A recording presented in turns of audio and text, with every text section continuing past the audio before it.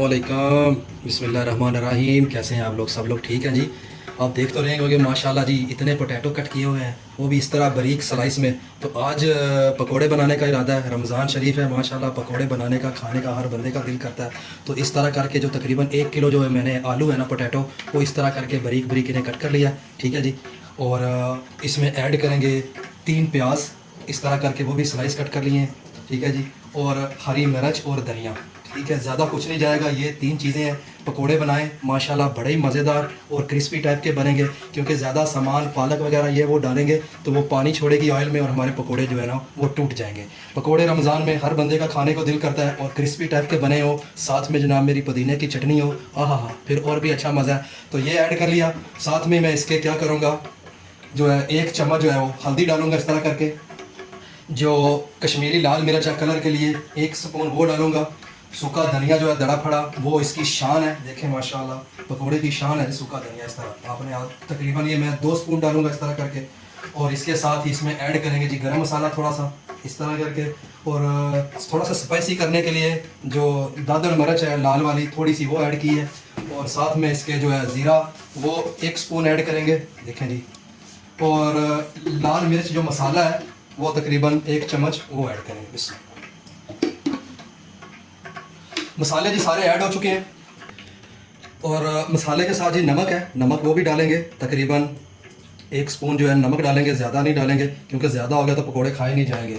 और ठीक है जी, इस तरह करके मसाले सारे ऐड हो गए हैं। साथ में इसके जो बेसन है वो डालेंगे। बिस्मिल्लाहिर्रहमानिर्रहीम। बेसन कैसे डालना है देखें, आपको पता है कि कितनी जगह पे आपका सामान, ये जो आपने पोटैटो वगैरह मसाले कट किए हुए हैं, कितनी जगह पे आए हैं। इस तरह करके आपने इसको ऐसे ऊपर इसको डाल लेना है और इसको अच्छे से जो है हाथ से मिक्स कर लेना है। यानी देखें बेसन जो है वो अच्छे से ऐसे मिक्स कर लिया। इसमें पानी अभी नहीं डाला।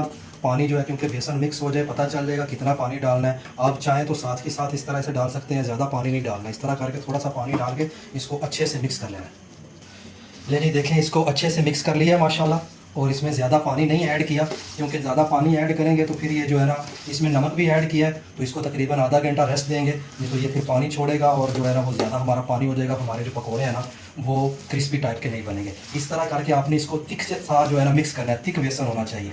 ठीक है जी। देखें माशाल्लाह कितना थिक बेसन है। इस तरह करके आपने इसको अच्छे से मिक्स करना है। पोटैटो जो है ना वो आपने ट्राई करनी है कि बिल्कुल जो है ना इस तरह पतले पतले से बारीक बारीक से कट किए जाएँ।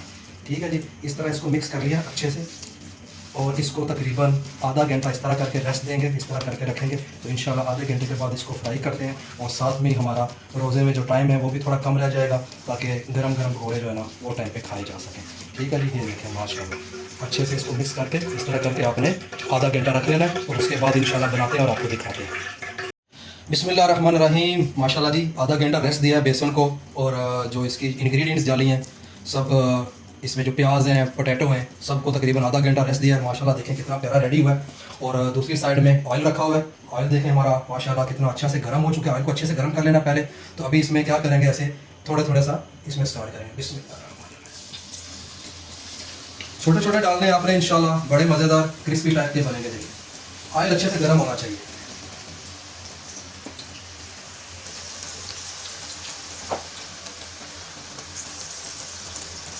देखें जी माशाल्लाह कितने प्यारे, देखें गोल्डन कलर आ रहा है पकौड़ों को। और इंशाल्लाह बड़े मज़ेदार और क्रिस्पी टाइप के बनेंगे। ये सिंपल रेसिपी है, आसान रेसिपी है और खाने में भी अपना मज़ा है। और रमज़ान में पकौड़े ना हो तो मज़ा नहीं आता है। पकौड़े ज़रूरी हैं रमज़ान में। और अफ्तारी में इनका एक अलग से एक टेस्ट है, मज़ा है और हर बंदे का खाने को भी दिल करता है। देखें माशाल्लाह कितना प्यारा सा गोल्डन सा कलर आया और एकदम कड़क क्रिस्पी टाइप के बनेंगे। ये अंदर से सॉफ्ट और क्रिस्पी टाइप के।